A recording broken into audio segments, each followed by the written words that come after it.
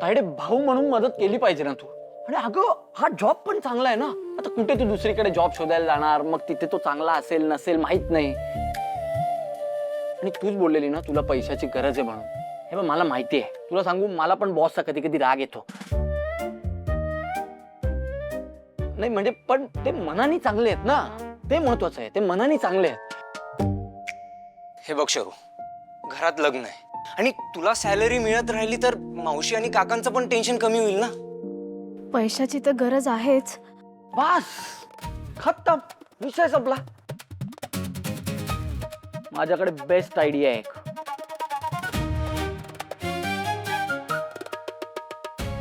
घरात नक्की कोण नाही ना. मला काय वाटतं म्हणजे तू आता आपल्या कंपनीत परत येते, ऑफिस मध्ये परत येते, हे आता तू घरात सांगूच नको ना. अरे ये नाही नको. अरे असं नको. अरे बाबा पूर्ण ऐकून तर घे ना माझी आयडिया. अरे फक्त हा बिझनेस सेट होईपर्यंत तू हा जॉब कर आणि पाहिजे तर नंतर दुसरा जॉब शोध ना. म्हणजे तोपर्यंत काय होईल, तुझा पण फायनान्शियल प्रॉब्लेम आहे तो सॉल्व्ह होईल आणि आकाश सरांचं पण भलं होईल. नाही नाही नाही नको. हे एकदा करून झालंय माझं. ऑलरेडी मी घरी बरंच काही लपवते. हा नको बोलले नाही लपवा लपवी नको. शरू शरू अगं काहीच दिवसांचा प्रश्न आहे. हवं तर मी तुझ्यासाठी एक चांगला जॉब शोधते, पण ही डील साईन होऊ दे. कधी कधी शरू घरातल्यांसाठी काही गोष्टी करायला लागतात. आणि हे बघ शरू, तू काय चुकीचं नाही करत आहेस. Please please Tayde please. Please.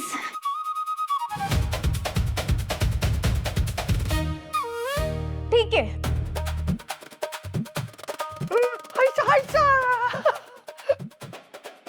पण एका अटीवर. एवढं सगळं झालं तरी शायनर मला काहीच बोलला नाही. याचा अर्थ केवढा इगो आहे त्याच्यामध्ये. त्यामुळे जोवर तुमचा बॉस मला स्वतःहून सॉरी बोलून परत बोलवत नाही ना, तोवर मी ऑफिसमध्ये पाऊल ठेवणार नाही. अरे इतिहासात पहिल्यांदा आता त्या राधिका मॅमला सॉरी बोललेत ते. हा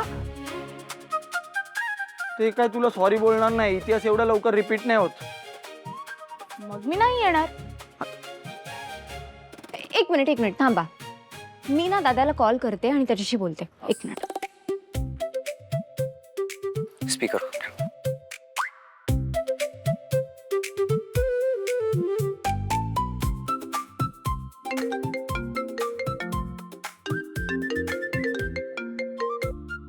बोल साक्षी. अरे तू अजून शरूशी काहीच बोलला नाहीयेस का? कशाबद्दल? अरे आपण तिला पुन्हा ऑफिसमध्ये बोलवणार होतो ना. आम्ही तिला खूप कन्व्हिन्स करायचा ट्राय केलं पण ती नाही ऐकत रे. ती म्हणते की जोवर तू तिला सॉरी नाही बोलत तोपर्यंत ती ऑफिसमध्ये येणार नाही. What nonsense. एवढा माझ आहे तर नको येऊ देत. सॉरी बोल. झाली तुमची आयडिया वर्क. बघितलं ना तुझ्या दादाला केवढा ॲटिट्यूड येते. नाही बोलणार आहे तो सॉरी. ए तायडे आम्ही सगळे कशासाठी आहोत हा. अरे तुझ्या डब्याची शपथ आ, सरांका सॉरी बोला कच लावतलाय.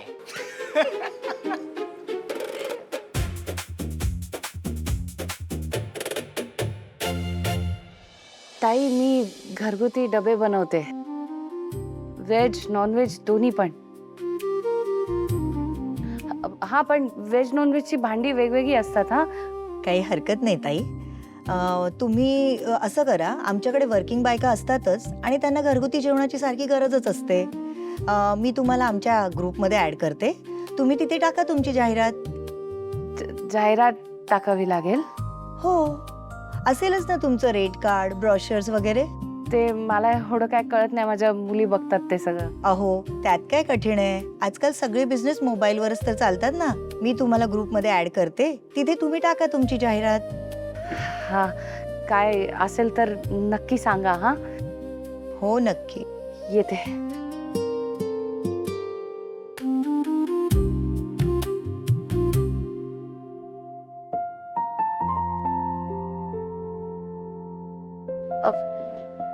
दादा. हा आमचं परब कॅटरिंग आहे, तर तुम्हाला जेवणात काय मदत लागली ना तर आम्हाला सांगा. चपाती भाजी आम्ही काय पण बनवून आणून देऊ शकतो. ताई, तुम्हाला खरं सांगतो, आजकाल इथे सगळे काम मागायलाच येतात. सध्या तरी माझ्याकडे काही काम नाही. जर असेल तर मी तुम्हाला नक्की सांगेन. नक्की सांगा हा. ठीक.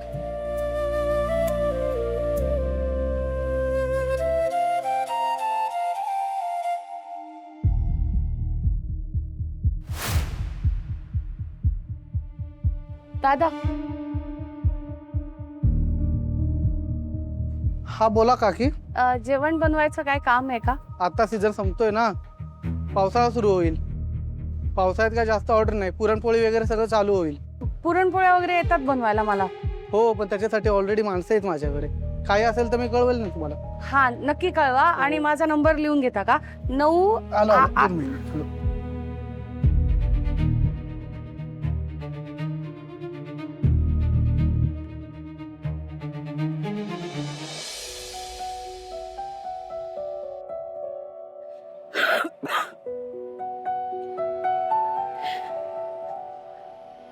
I I.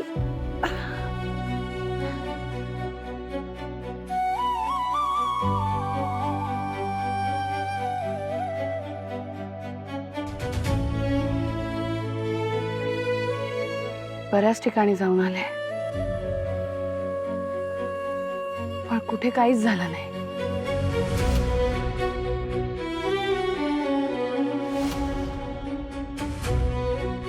काहीतरी करायला हवं. नुसत्या टिफिनवर नाही भागणार. आणि एवढ्यात काय मोठी ऑर्डर पण नाही मिळाली. पोरीच्या लग्नाचा भार हे एकटे कसे उचलणार? स्वामी, बाहेरचं लग्न चांगलं पार करू.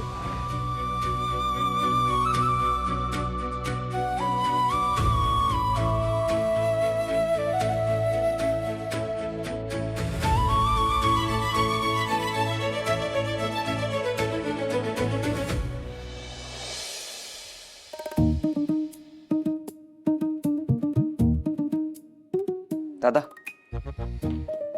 काय झालं?